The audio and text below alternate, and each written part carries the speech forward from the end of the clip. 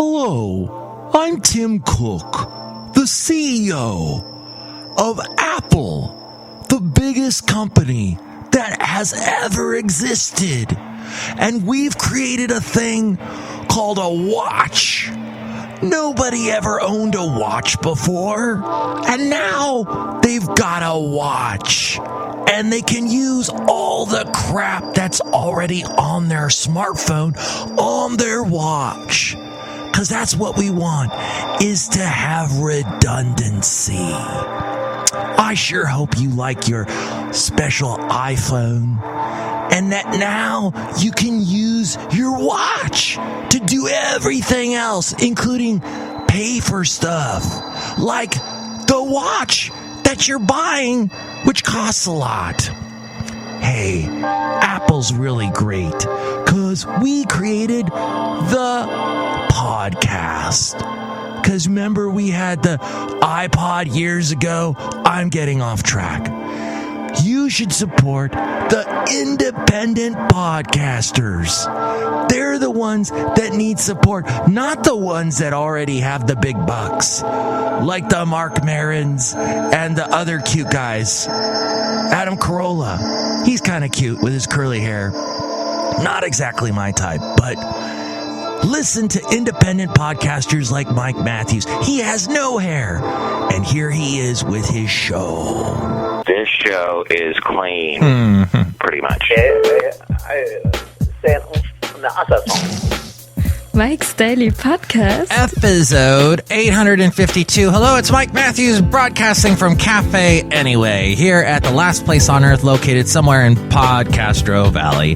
Today, it's the return of the much-loved feature, the MIKELOPEDIA Insanica, where we look at some insane news you didn't know about. Plus, we hear from Benita, the Disgruntled Fiddle Player, the Brewmaster, and if you're in the media, the one subject... Mike's Daily Podcast you don't bring up is Kelly Clarkson. Oops, I just did. Oh, eject. Mike's Daily Podcast. We'll find out why when I recently drove up to Petaluma, that little California town that's nowhere near Aruba. I had to cross the Richmond bridge, and suddenly there was something that put all the drivers on edge. A woman deliberately driving her car incredibly slow. Mike's Daily Podcast. When I finally got around her, I noticed she was leaning over so Mike's as to get something Daily from the passenger seat podcast foot area. Not very smart or safe. Unfortunately, you see a lot of this type of driving in the Bay Area. People get too comfortable with the incredibly dangerous conditions that they put themselves in. That puts the rest of us in danger. Ugh. Though I have received a ticket from them for stupid reasons, I respect the CHP for putting up with these nuts they've got to deal with. Oh my gosh. Anyway, look who just walked in. Hi, Mark. It's Benita, the rodeo queen. How you doing? And it's Disgruntled Fiddle Player tell you what. What? So what was it the CHP got you for? I had remember that I complained about it on the podcast. I had a ticket for, a Hollywood stop, what they call, where you kind of slow down, but you don't stop completely. I did stop completely, but just not for as long as they want you to, as the CHP guy then told me. We have the CHP here at Podcastro Valley do all the policing because we're kind of this unincorporated area. Yeah, it's kind of strange, kind of like a no man's land. So it was a Hollywood stop? Actually, more of a Van Nuys stop or Northridge. I have no idea what you're saying. Those are places near Hollywood. Oh, I'd never go there because there's all those wackos and crazy liberals and whatnot. Yeah, there are a plethora of liberals in Hollywood, but it's amazing how many conservatives you meet. I don't consider Clint Eastwood a conservative. Really, his Sniper movie was the biggest movie of the year. Yeah, but he likes to talk to chairs. What's wrong with talking to things that aren't really there? I have no idea what you're talking about. Me neither. Look who else just walked in. Hello there, Mike. I make the root beer. I'm the brewmaster. Oh, boy. Now, Brewmaster, Aaron Fonseca, who I sometimes do a podcast with called Your Nerd Side, he complains that you sound too much like a character from the Cleveland Show. The what? The Cleveland Show. It doesn't exist anymore. It got canceled. It failed horribly. It went down in flames. It did this. Blew up and splattered all over the place. But he had to go and show me a clip from the show, which is no longer existing, has been erased from every hard drive and every Netflix account in the world.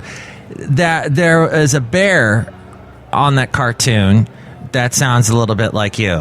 What? That's not true. Yeah, he kind of has that sort of Kermit-y voice, and it's like this bit of an accent. I don't have an accent. No, you don't. The bear kind of does this. I think you should be there when you do that. Oh my God, Mog, that was that bear from that horrible cartoon that got canceled. See, you people, you're just imagining things. Mark, did you rip off a character from the TV show that has been canceled and is defunct called The Cleveland Show? No, I did. You know, Brewmaster, you're a character that I came up with back in the 90s. This is, Seth MacFarlane was still sucking on his mother's female glands of the memories. And you are original idea that bear from The Cleveland Show is just a rip-off of you. Well, Mark, so Seth MacFarlane listens to this show, huh? Oh, I'm sure he does. Every second of every day. Totally. Well, Mark, I don't care if a bear sounds like me or not. I still make the root beer. Oops. That's right, you make root beer. That's another similarity. Beer, bear, crazy. And, Mark, I think everybody wants to cancel this right now. That's not true, is it? Okay, maybe we should move on then to Kelly Clarkson, who also doesn't get any respect from the media these days. When Fox's Chris Wallace was a guest on conservative host Mike Gallagher's radio show yesterday, the two began talking about Gallagher's weight and pizza. Gallagher used the moment to randomly mention Kelly Clarkson, saying, "Holy cow, did she blow up?" Wallace at first seemed to take the high road to avoid the subject, but a bit later he said she should stay off the deep dish pizza for a while. His comments drew the ire of colleague Greta Van Susteren, who wrote on a blog that Wallace was being obnoxious and owed Clarkson an apology.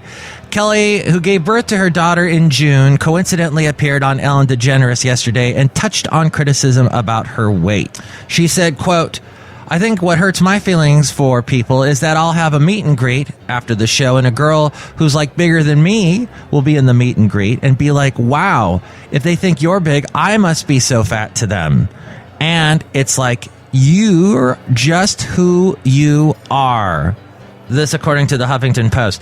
Isn't it amazing how Kelly Clarkson gets into our culture? No matter how old she gets. Because several years ago when 40-Year-Old Virgin came out, you had Steve Carell yelling out her name when he was getting his chest waxed. And then she just keeps popping up in random... Right when you think she's gone, she comes back. And she's huge. And she's got that song Heartbeat that's really big. So she's just got... first of all, she's small. She had a baby. I have had weight gains in my life, and I have not even ever and will never have a baby. And you just sometimes gain weight, and that's the deal. And I could lose more weight and drink even less frappuccinos than I do. And it's just nobody cares about me because I'm not, I'm just doing this podcast that Seth MacFarlane listens to all the time in my dreams. So kudos to Kelly Clarkson, and she's not wafer thin and not starving herself and looking horribly emaciated like a lot of the celebrities do, just starving themselves, and they look terrible, and that puts horrible pressure on women in society, and it needs to stop. Thank you, Kelly Clarkson. And with that, I will stop talking about her because apparently it's not good to discuss Kelly Clarkson in any broadcasting medium. But I love her song, Heartbeat song. This is my heartbeat song. Mike, that was beautiful. I want to go. Bye, I'm going to go and run around the cafe anyway because Mike Matthews is putting unnecessary pressure on women. No. That was the exact opposite, Benita. Oh, you don't have to run around the cafe anyway. I hate running anyway. Man, it's all about walking with me. Walk in the Basil the Boxer. And it's so great that he can walk after his bad injury that you heard about that happened late last month. So, what do you think about Kelly Clarkson, about slow, horrible drivers in the Bay Area or wherever you live? And Floyd the Floor Man, he's okay with dog slobber now and ammonia, which is a good thing because he's a floor man. He cleans the floor here at Cafe anyway. So he's okay with those things we found out last show. And then when we found out he was going through puberty again. Yeah, who wants that? And then he and John Deere went with Shelley Shuhart to see that really sad Alan Alda movie that's out. And Shelley Shuhart said she would be their sad movie guide. Do you like to have a sad movie guide? You can email me your answers to any or all of these questions at MIKES-DAILY-PODCAST-852-News.com. We read your comments on the section emails from email. Also email me there if you'd like to be a guest on the show, or if you'd like to sponsor the show, or if you do in fact think that the Brewmaster sounds way too much like that Cleveland Bear. Then there is also the website MIKES-DAILY-PODCAST.com, which has links to where to listen to the show in iTunes. You can subscribe to us there and rate and comment on the show there. If you do that, more people find out about us and we don't languish in obscurity like Tim Cook was trying to help us out doing at the beginning of the show. He is the CEO of Apple and a very powerful man who always wears the same shirt at any of the... Okay, I've maybe seen him dress up a couple times for his presentations, but he's always got that nice kind of purplish collared shirt. And he talks to the people and they all go, wow, yay, that's great that you spent a bunch of money and made something that you're going to make even more money on. Yay, we're all stockholders.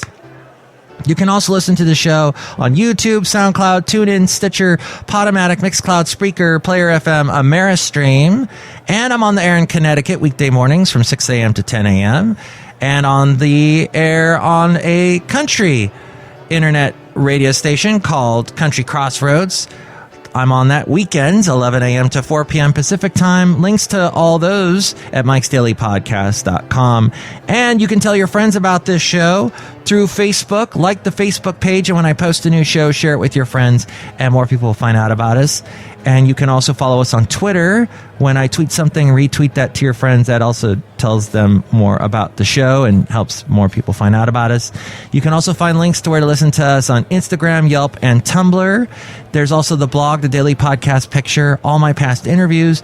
And you can support the show through going to Amazon. Anytime you're going to buy anything on Amazon, go through the link at MIKES-DAILY-PODCAST.com, and that helps us out. The MIKELOPEDIA INSANICA. The MIKELOPEDIA INSANICA, this amazing book that's got all kinds of fascinating facts in it. And we look and we begin with the topic of, under the letter S, synchronicity. If you act as you think, the missing link, synchronicity, a connecting principle. Coincidence. Some experts dismiss this as mere happenstance, while others believe coincidences harbor the secrets to the universe. Here are 3 theories, according to Men's Health magazine. Number 1, nothing is at work. With 7 billion increasingly interconnected people on the planet, sooner or later things are going to intersect. In fact, as the world becomes smaller, expect the unexpected to happen more often. In his book, The Improbability Principle, statistician, thank you, David Hand explains that with a large enough number of opportunities, any outrageous thing is likely to happen. No mysteries are required to explain coincidences, no superstitions, no God. All that's needed are the basic laws of probability. David Spiegelhalter, a University of Cambridge statistician, reached the same conclusion after reviewing 3,500 stories of coincidence submitted to his website. He says, lots of people believe some external force leads to all these bizarre events, but they're what we would expect by chance patterns. Think being killed by lightning is an unfortunate coincidence? Your odds are actually 1 in 136,011, according to the National Safety Council. Another theory is ego is at work. Ego is at work. Despite the irrefutable laws of probability, it's still hard for most people to accept that life and lightning strikes are entirely random. Indeed, it takes effort to act randomly. That's because accepting the concept of meaningless and of a meaningless world requires accepting the fact that maybe we're meaningless too. So the brain continually searches for patterns. It even cross-checks information while we sleep, which occasionally enables us to wake with fresh insight. And it seizes on coincidence as possible clues to a new order or way of understanding the world. Linking cause and effect is a basic evolutionary process that helps us adapt. You are wired for order. It makes us healthier, and by inflating our egos with the air of self-importance, it makes us more assured. And finally, the third theory is God is at work. The tendency to synchronize is one of the most pervasive drives in the universe, extending from atoms to animals, from people to planets, writes Steven Strogatz, a PhD, a professor of applied mathematics at Cornell University. In his book, Sync, The Emerging Science of Spontaneous Order, he says that sperm swimming side by side en route to an egg beat with their tails in unison. Even laser beams come from trillions of atoms pulsing in concert. And he points out that synchronization also never fails to fascinate us, whether we're watching birds flocking, a flock of birds flocking of like I Ran So Far Away, or fish swimming in schools, listening to an orchestra in symphony. We love it. Many people believe God is the maestro of all this, and noticing his baton in the world naturally brings them peace and joy. But since we have free will, this God can't tell us what to do. So he, she, it presents opportunities and sends messages, often in the guise of coincidence, divine intervention. A similar but more secular theory contends that there is a universal mind, a zeitgeist, a kind of composite brain we all hold a share in. So we think and act independently, but at the same time, whether we're aware of it or not, we think and act collectively. In this respect, humans are like honeybees and termites. In fact, Southwest Airlines studied swarm intelligence among ant colonies when evaluating the most efficient way to funnel passengers onto a plane. The principle of open seating is based on this. That is, if you leave self-organization to a group instead of mandating it, greater efficiency is attained. Crowdsourcing a decision is another example. The potential existence of a universal mind is also a possible reason why great scientific minds sometimes arise why great scientific ideas sometimes arise simultaneously, the phenomenon of multiple discovery. No scientific proof exists for any of this, including the God part. Still, that doesn't mean you can't become your own lab rat and experiment with using coincidence, however you want to interpret it, to your advantage. One way, suggests Men's Health magazine, is number one, practice positive paranoia. Lots of plosives in that sentence. Act as if you inhabit a you-friendly reality in which things will work out in your favor and luck is generally on your side. Number two, pay attention during major shifts. Coincidence tends to happen more often during big life changes. Think buying a home, getting married, starting a new job. Oh my God, that's true. There were so many major shifts going on at once in my life. At the time of when I got married, not shortly after that, my dad passed away. It was crazy, and then it seemed like right after that, I got a job in another state, and we had to move. Things all happened at once. And as they say, things happen in threes. Speaking of deaths, as they talk about celebrities, it seems like celebrities pass away in threes. Maybe that's another form of coincidence that we put a pattern to that maybe doesn't really exist. But number 3 in these things that you can practice, seek out coincidence zones. Break set patterns to invite more happenstance into your life. Vary your route to work. Eat lunch at a different spot and talk to strangers. And finally, number 4, digest before dismissing. Take a moment to consider what random events might represent.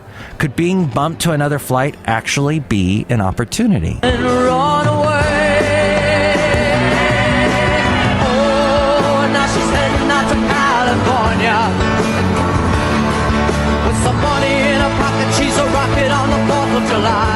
California and Silicon Valley.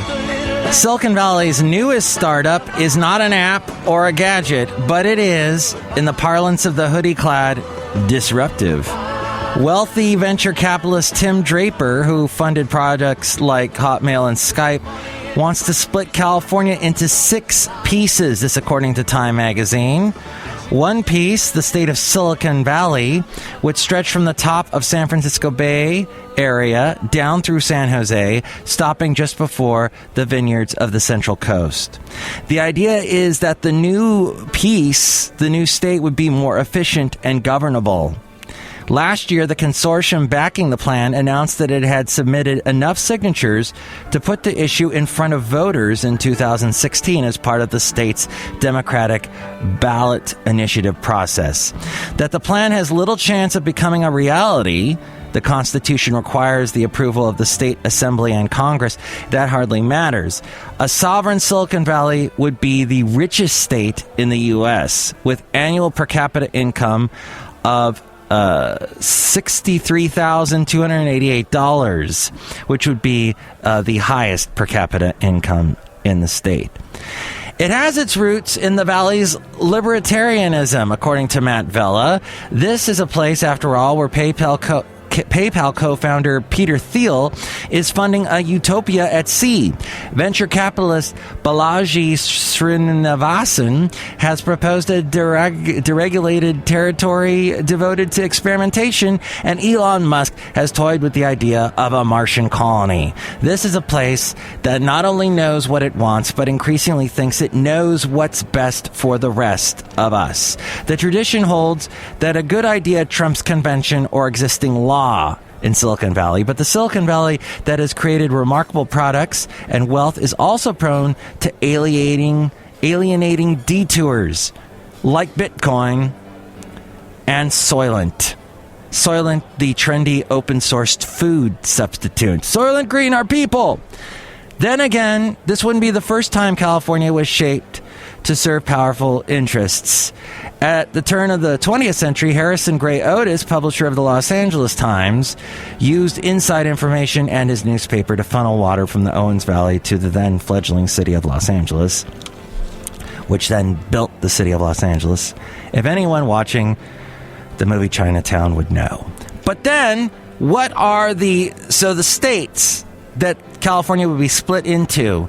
What would be, well, we've already found out what the richest part would be, but what would be the poorest part? That would be Central California, including Fresno.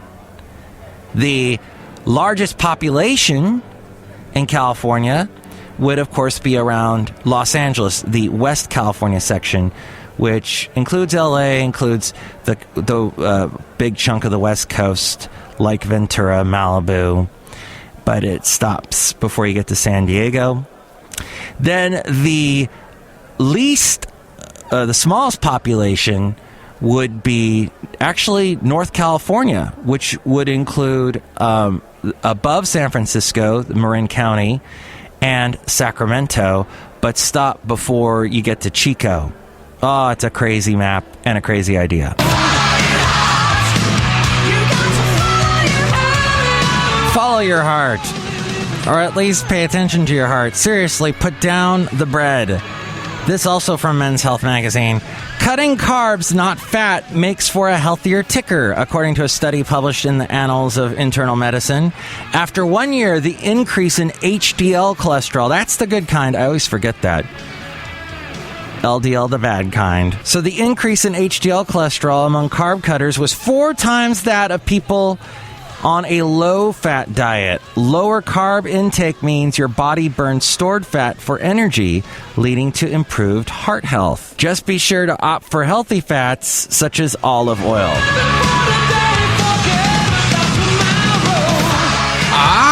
Interesting, huh? As we go outside of Cafe Anyway here at the last place on earth located somewhere in Podcastro Valley, you found out about synchronicity, about how California is going to explode into a bunch of mini-states, which I also heard on the Brian Unger show. He used to be a correspondent on The Daily Show, and now he's on History Channel 2 doing this show called How the States Got Their Shapes. You can find that on Netflix, and they talk all about how California at one time was going to be a bunch of different states, including the state of Jefferson, right? That's up there in Northern California. They wanted to split off back around 1941. But the day they were going to announce their secession was like the day after Pearl Harbor, and that lost steam quick. And then some health news for you there. Very helpful, I hope, and that you've enjoyed that MIKELOPEDIA Insanica. But now, some picture taking. And here's today's podcast picture. Basil the Boxer and I, we like to go to Point Isabel. In fact, we were there on our way to Petaluma on that trip I was telling you about. And in fact, behind me, that picture you see that we took at Petaluma, there is the Richmond Bridge. Actually, you can't see that. You can see the Golden Gate Bridge way off there in the distance. It's such an awesome spot to go to, Point Isabel. If you have a dog, everybody's letting their dogs run off leash, so they're all sniffing and playing with each other, and it's a beautiful sight to see a big chunk of the bay. You can see the Bay Bridge, and yeah, it's the whole gamut, the swath. San Francisco, wonderful. And then I'm wearing a Stitcher t-shirt, which I haven't been listening to Stitcher very often lately. It's not working on my phone. I have an old iPhone, and Stitcher just does not work with older iPhones. You got to have the newer ones. But you can listen to the show on Stitcher, and I do have a cool t-shirt from them. See Basil and that picture at MIKES-DAILY-PODCAST.com. Mike, I want to tell y'all that I decided I don't want to run anymore. That's good. Why not? It's hard to run in boots. Yeah. You can do plenty of other exercises. Do you like to swim? Yeah, I just don't like to swim in my boots. No, that's not a good idea. It ruins them. Right. It's not good for the leather. Exactly. This conversation is something that Seth MacFarlane would write. Only in his conversation that he'd be having, there would be a lot of like expletives and talk, scatological conversation. What's that? Poop. Oh, right. Young men enjoy that sort of South Parkian humor, and so do some 40-year-old men that do Nerdist shows. They like that frat humor. Good for them. Yeah.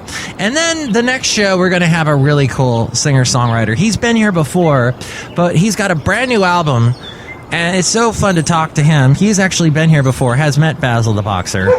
His name is Daniel G. Harmon. All the way from Seattle, Washington, we'll be speaking to him and hearing about his new album. Plus, we'll hear from Madame Rutabaga Valentino and Bison Bentley. Mike's Daily Podcast is written and produced and performed by Mike Matthews. His podcast is super easy to find. Download or listen to his show and read his blog at MIKES-DAILY-PODCAST.com. Email Mike now at MIKES-DAILY-PODCAST@gmail.com. See you tomorrow. Bye!